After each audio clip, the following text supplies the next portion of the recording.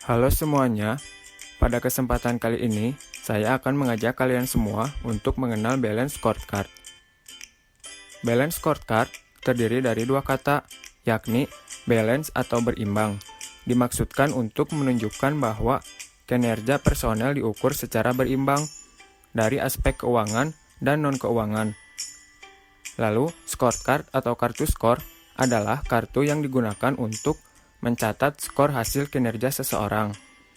Jadi, balance scorecard adalah kartu skor yang digunakan untuk mengukur kinerja dengan memperhatikan keseimbangan dari sisi keuangan dan non-keuangan.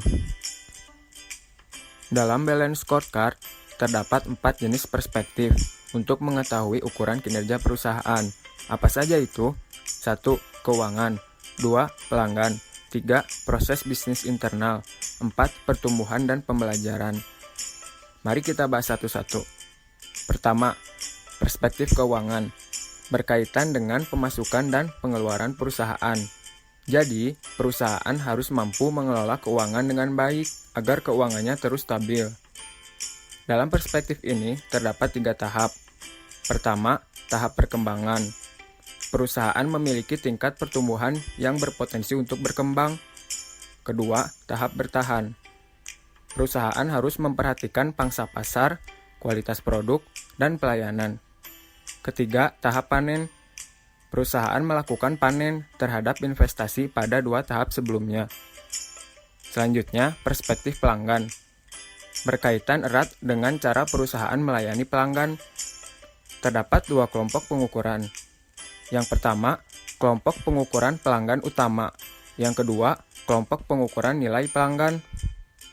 Tolok ukur kelompok pengukuran pelanggan utama adalah 1. Pangsa pasar. Mengukur seberapa besar proporsi segmen pasar tertentu yang dikuasai oleh perusahaan. 2. Akuisisi pelanggan. Mengukur seberapa banyak perusahaan berhasil menarik pelanggan-pelanggan baru. 3. Retensi pelanggan. Mengukur seberapa banyak perusahaan berhasil mempertahankan pelanggan-pelanggan lama. 4. Tingkat kepuasan pelanggan. Mengukur seberapa jauh para pelanggan merasa puas terhadap layanan perusahaan.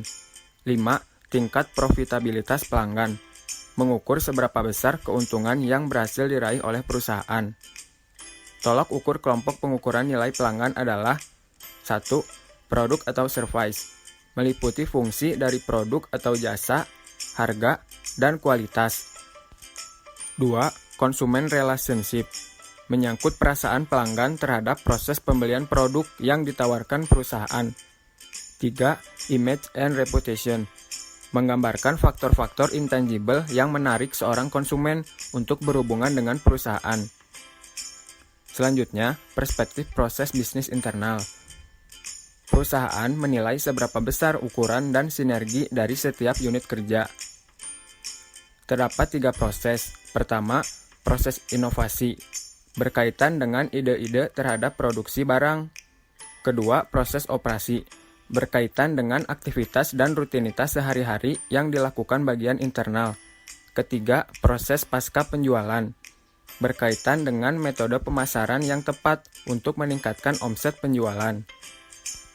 Selanjutnya, perspektif pertumbuhan dan pembelajaran. Berkaitan dengan pelatihan pegawai dan budaya perusahaan yang berhubungan dengan perbaikan individu dan organisasi. Dalam perspektif ini terdiri dari pertama, kapabilitas karyawan.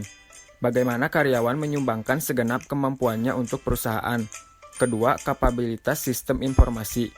Produktivitas karyawan dipengaruhi oleh akses sistem informasi yang dimiliki. Ketiga, motivasi. Upaya pemberian motivasi kepada karyawan. Dalam balance scorecard juga terdapat 4 karakteristik. 1. Komprehensif. Balance scorecard memperluas perspektif yang dicakup dalam pengukuran kinerja. 2. Koheren. Balance scorecard mewajibkan personel untuk membangun hubungan sebab akibat di antara berbagai sasaran strategis. 3. Seimbang. Keseimbangan di antara keempat perspektif dalam balance scorecard yang dihasilkan oleh sistem perencanaan strategis. 4. Terukur. Balance scorecard mengukur sasaran strategis yang sulit untuk diukur. Jadi, dengan adanya balance scorecard, perusahaan menjadi lebih tahu letak kelemahannya. Dengan begitu, proses pencarian solusi juga menjadi lebih cepat dan akurat. Oke, cukup sekian penjelasan yang dapat saya sampaikan. Semoga bermanfaat bagi kita semua. Terima kasih.